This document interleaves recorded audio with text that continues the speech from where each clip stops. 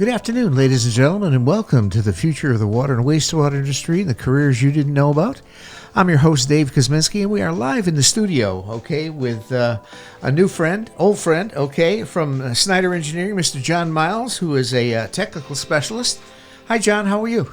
I'm doing great, thank you. How are you? Well, hey, thanks for taking time out of your schedule here to come up and take part in this podcast. Fantastic. So tell me, what's your day job like?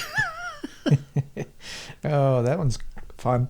It's very inconsistent for me right now. So I come in and I wear a lot of hats. Okay. And so one of the hats is I handle a lot of the IT at our small company. So Okay. I do have help. I have Tom over me who does a lot of work as well. Okay. But I'm trying to pick up most of the actual workload. So Fantastic. yeah. So you're the utility infielder, so to speak. Probably. I also do some drafting. I also do a little bit of paperwork, administration. Nice. Pretty much in most any place in the office, there's a hole that needs to be filled, and You get it done. Yeah. Fantastic. So, how did you get into the water industry? How did that path? Let's start with your education path. What when you were going through high school into college and so forth? Did you have a designated career path that you were looking at? No. So let's see. High school, I was probably looking more in the computer science industry. Okay. That's what my dad does. Okay. And then as I got out, I graduated in 2004. Okay. And started going through college, trying to work my way through college. Didn't really work out. Ended up trying and failing a couple of times there. Okay. In 2009, I was struggling on my second or third attempt at college at that point. Okay. And it wasn't working out, so I joined the Navy. Okay. I did 10 years in the Navy as a nuclear electrician's mate. Nice. Okay. So then after about 10 years of that, I wanted to get out and focus on family. So Nice. I got out as a chief petty officer, and now I'm spent a couple of years kind of at home and doing some work for a civil engineering and land surveying company that my father-in-law owns. Okay. All right. Yep. Now, your wife works for Connecticut Water, correct? Correct. Ah, okay, because she's been on the podcast. Yes, Okay, yeah. and so forth. So, nice. Now, when you were in the Navy, did you were you commissioned overseas, or were you stateside, or? Stateside. I had 2 years of training, 1 year in South Carolina, and then most of another year in upstate New York. And then I did 4.5 years on a submarine out of Groton. Uh-huh. And that's where I met my wife, Shannon. Okay. And then I did 4.5 years after that in upstate New York again, this time as a trainer. So I got to be the instructor. Nice. Teaching other people how to operate a nuclear power plant. Nice. So, And now what class submarine were you on? Were you on a 688. 688, which is Los Angeles class. Los Angeles class. Yeah. Okay. And now that was nuclear, correct? Yes, sir. Okay. Wow. I think what Seawolves? Was that the first generation? Nautilus would have been the first one. Okay. Yeah. Seawolf, they made 3 of those, and then Los Angeles. My history on that's not as great as it probably should be as a submariner, but I was primarily on Los Angeles, and I primarily was with other people on the Los Angeles classes. Okay. So what's it like being in a submarine? Oh, it's busy. Is it? Yeah, well, it was for me. Electricians, we just never stop doing something. Anything with the wire connected to it is our responsibility. So there's usually something broken, and if there's nothing broken, then we got a backlog of preventative maintenance to keep up on, and then. Okay. And how many guys are on the ship? Between 100 and 120. Okay. All right. And you're out of New London? Mm-hmm. Aha. Well, that's the sub-base capital of the world, correct? Yes, sir. Yeah. Wow. Unbelievable. So, anyway, how'd you find your path to Snyder? Well, I was fortunate. I stayed at home after we had our son for a couple of years, and then I was able to do some work for my father-in-law's company, and so I got to learn how to draft. Got some practice doing that, learning a little bit about the civil engineering and land surveying. And then my wife obviously worked for the water company, and she'd done work in the industry. And she said, "Hey, you know, I had let me see, I was going to school and I was looking for an internship. So I did finish last year an associate's degree Okay. between my first and second year there, Uh-huh. or no, at the end of my second year, I think. Okay. I started looking for an internship a little bit closer to home, Uh-huh. and found Snyder. Okay.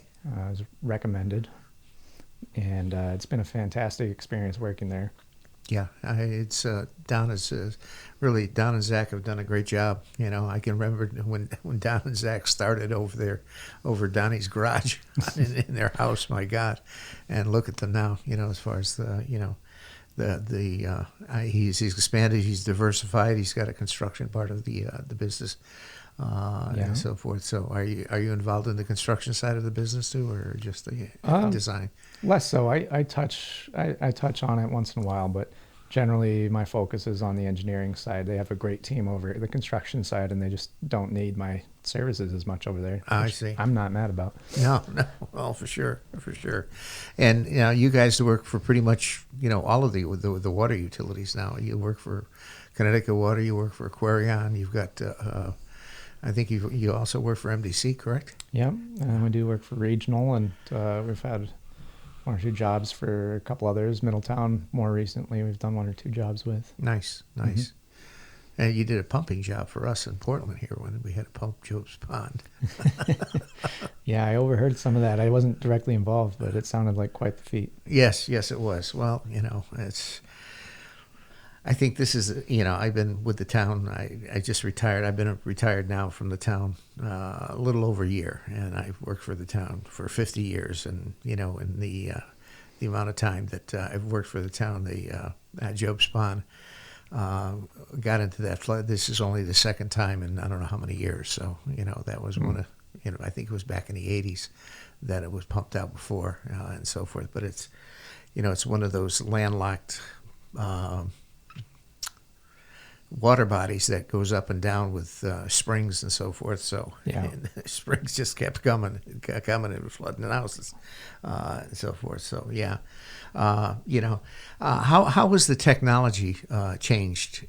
From a standpoint of in the water. When I started out in the water industry as a water meter reader, and everything was meter cards, and everything was meter books where you flip through and wrote the meter readings and so forth. And you had we used to call the Bible with all of the measurements for all the services and so forth. So how have you noticed the technology changing?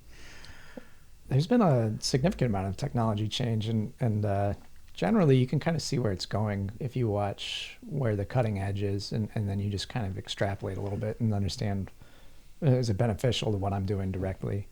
So what I see primarily is that we're using it as a communication platform is probably the most recent and largest jump. Okay. As far as changing workflows, the ability to immediately transmit any information that you get is a pretty big game changer. And so whereas before maybe logistics would be a pretty big portion of any job, especially with information. Mm-hmm. Especially with all the errors that can happen with transcription and various other. Yeah, for sure. Now we're kind of seeing, we have the ability, we have the tools where information can be entered one time. Yep. And promulgated anywhere. Okay. And immediately. Yeah. And so that's a big one. Now, most of your inspections, are they equipped with tablets and so forth? And some are tablets. A lot of them use their phones. Oh, okay. So we're kind of experimenting with now that we have these tools, or rather these platforms, as far as communication goes. Now we're reassessing how to make them work best. So focusing on the input methodology and making sure that I'd like to get it down to where everything is only input once. And there's a lot of benefit that comes from someone transcribing, because it acts as a review process. Sure. So there's a lot of people who will talk about that, and they'll say, well, hey, I really like the fact that a second person looks over it while they do that. And I'm like, I like that too. Yeah. But I would rather that instead of them focusing on seeing a number and copying the number over, I'd rather remove the part where the second person is writing. Okay. And I'd like to see them have an actual review process. Sure, where sure. they can actually authenticate. Well, it's quality control. It exactly is that. And then you remove a point of potential error introduction. Yep. And then you add in a purely positive, like, okay, well, just verify. Just Yep. look and see. And it reduces the amount of time that you're doing it, and it reduces the amount of potential errors. Yep. And it adds a filtration layer where you can verify what was there was correct in the first place. Right. Yeah. So how many pump houses do you have in the works now? I work mostly in the water main infrastructure side. Okay. So as far as the projects that are going right now, I'm not sure.